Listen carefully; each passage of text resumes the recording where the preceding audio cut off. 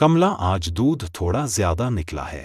पास वाली बूढ़ी माँ है ना सीता, उसको भी एक कटोरी दूध दे आना। बेचारी की तबीयत ठीक नहीं रहती है। आप सबके बारे में कितना सोचते हो? भगवान सब देख रहा है। आप जो करते हो उसका फल तो जरूर मिलेगा एक न एक दिन। अच्छा ठीक है, मैं अभी दूध देकर आती हूँ। यह लो पैसे, छोटू की स्कूल की फीस जमा करा देना, मैं दूध बेचने जा रहा हूँ, तुम अंदर से दरवाजा बंद कर लेना। यह कहकर राम दूध बेचने निकल पड़ा। दूध ले लो, दूध ताजा ताजा गाढ़ा दूध, बूढ़े बच्चे सब मिलकर पियो, सेहत बनाओ। राम की आवाज सुनकर गांव वाले अपने अपने बर्तन लेकर घरों से बाहर निकल आए। राम बेटा, तेरा दूध पीकर तो मेरा बच्चा दिन भर मस्त रहता है। कितना गाढ़ा दूध है तेरा। चाची, गाय ही मेरी दौलत है, जो वो देती है वही मैं लाता हूँ, ना एक बूंद पानी ना मिलावट। राम, मुझे भी 1 किलो दूध दे देना। गर्मी का मौसम आ गया है, अब दही जमाना शुरू करेंगे।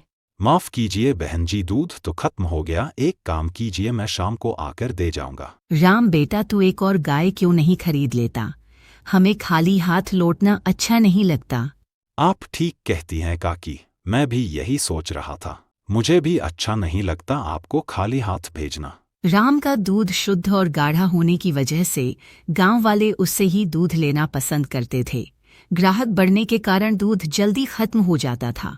दूध बेचकर राम घर लौटा और राधा से बोला, सुनो श्यामा, हमें और गाय खरीद लेनी चाहिए, हमेशा कोई ना कोई खाली हाथ रह जाता है, अब हमारा काम भी अच्छा चल रहा है। हाँ जी, बहुत ही अच्छा रहेगा, इससे हमारी आमदनी भी बढ़ेगी और ग्राहक भी।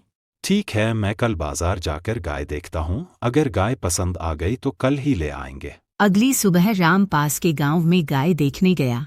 वहां उसने एक गाय वाले गोपाल से बात की।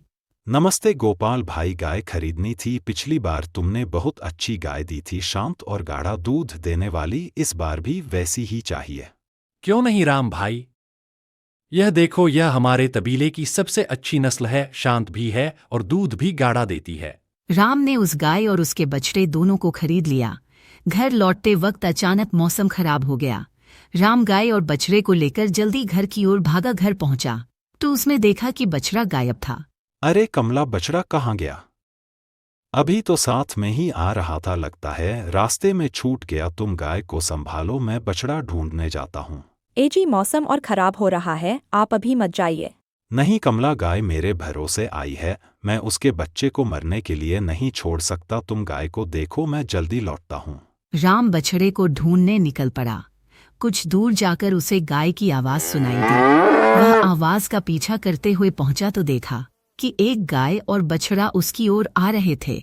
बछड़े को देखकर राम खुश हो गया। जैसे ही उसने बछड़े को पकड़ा, गाय रुक गई। लगता है तुम भी अपने बछड़े की तरह खो गई हो, चलो मेरे साथ। ये क्या जी, आप बछड़ा लाने गए थे और साथ में गाय भी ले आए? जंगल में यह गाय हमारे बछड़े के साथ आ रही थी, इसने हमारे बछड़े की रक्षा की तो इसकी रक्षा करना भी हमारा कर्तव्य है। मैं कल कोतवाल को इसके बारे में बता दूंगा, कोई मालिक होगा तो लेने आ जाएगा। अगले दिन राम ने सोचा कि पास में रहने वाले राजू को गायों की देखभाल के लिए रख लिया जाए। राजू पहले से काम मांग रहा था।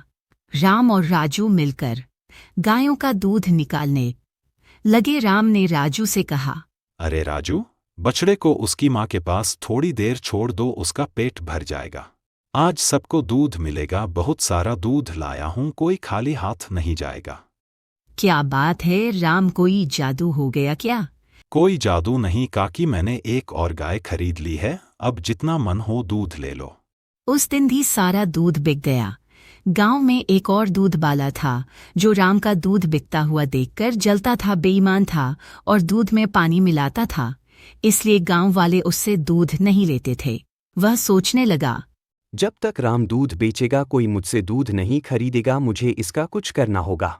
एक दिन राम घर लौटा तो देखा कि बछड़ा उस जंगल वाली गाय का दूध पी रहा था। लगता है राजू बछड़े को बांधना भूल गया। इस गाय का बछड़ा हाल ही में हुआ होगा। तभी गांव का सेठ दामू आया और बोला, राम, मुझे 1 किलो दूध दे दे, मेहमान आए हैं, चाय बनानी है। सेठ जी, दूध तो बिक गया, लेकिन फिर भी देखता हूँ, इस गाय से थोड़ा बहुत निकल जाए तो दे दूंगा।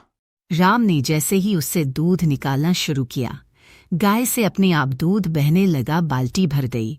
राम हैरान था। उसने कहा, बंद हो जा। और दूध रुक गया। फिर उसने कोशिश की, दूध फिर बहने लगा। कमला ये देखो, कमाल हो गया, यह गाय चमत्कारी है। मैंने कहा बंद हो जा और दूध रुक गया, यह तो कमाल हो गया कमला। अरे वाह वाह, यह तो कमाल हो गया, यह सब ईश्वर की कृपा है। इसने तूफान में हमारे बछड़े को बचाया और अब इतना दूध दे रही है। लेकिन यह हमारी गाय तो नहीं है, इसका मालिक कभी भी आ सकता है, तब तक इसकी हमें देखभाल करनी चाहिए।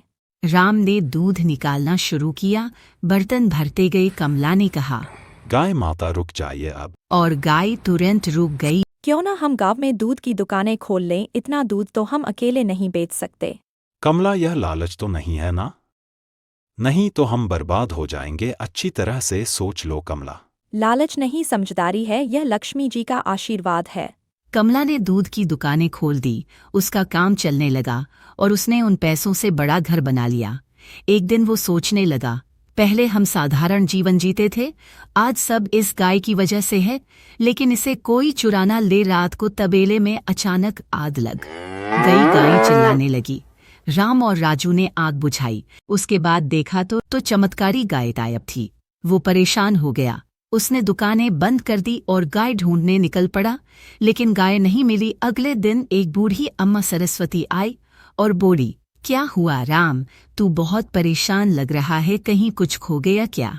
अम्मा मेरी गाय गायब हो गई, बहुत ढूंढा लेकिन कहीं नहीं मिली। तुम चिंता मत कर बेटा, पशु अपने मालिक से ज्यादा देर दूर नहीं रहते, वो लौट कर आ जाएगी। उसी रात शाम को सपना आया कि उसकी गाय, जिसे उसने सोमा नाम दिया था, कोहरे में से आ रही है। उसकी घंटी बज रही थी। जैसे ही वह उसे छूने गया, उसकी आंख खुल गई। सामने सोमा बैठी थी। राजू श्यामा देखो, चमत्कारी गाय लौट आई, अब तुम कहीं मत जाना, यह दुनिया लालची लोगों से भरी है। रात को एक आदमी गाय चुराने आया। सोमा ने जोर जोर से रभाना शुरू किया। राम भागकर पहुंचा और चोर को पकड़ने की कोशिश की, लेकिन वो गाय को छोड़कर भाग गया। राम ने सोमा को सुरक्षित कमरे में बंद कर दिया। अरे राजू, कल रात जब तबेले से आवाज आई तब तुम कहाँ थे? मालिक, मैं गहरी नींद में सो रहा था, मुझे तो आवाज सुनाई नहीं फिर दी। राम भी समझ गया कि चोर कोई और नहीं, राजू ही है। सच सच बताओ राजू, गाय चोरी तू ही कर रहा था ना? मालिक, मुझे माफ कर दीजिए, मैंने कर्ज लिया था। बहन की शादी के लिए कर्जदाता मुझे मारने की धमकी दे रहे थे, इसलिए मैंने गाय चुराने की सोची। राम ने पैसे देकर राजू को कर्ज चुकाने को कहा और उसे माफ भी कर दिया। उसी दिन बूढ़ी अम्मा फिर आई। राम, यह गाय तेरे पुण्य के कर्मों का फल है। तूने तूफान में बछड़े को बचाया, इसलिए मैंने यह गाय तुझे दी। अब मेरी उम्र हो गई, मैं इसका ध्यान नहीं रख सकती। जब तुझे कोई नेक इंसान मिले, उसे यह गाय दे देना। यह जादुई गाय है और कई सालों तक घर को समृद्ध रखेगी। राम ने तबेले में कई बेरोजगारों को काम दिया और एक नेक इंसान की तलाश में लग गया।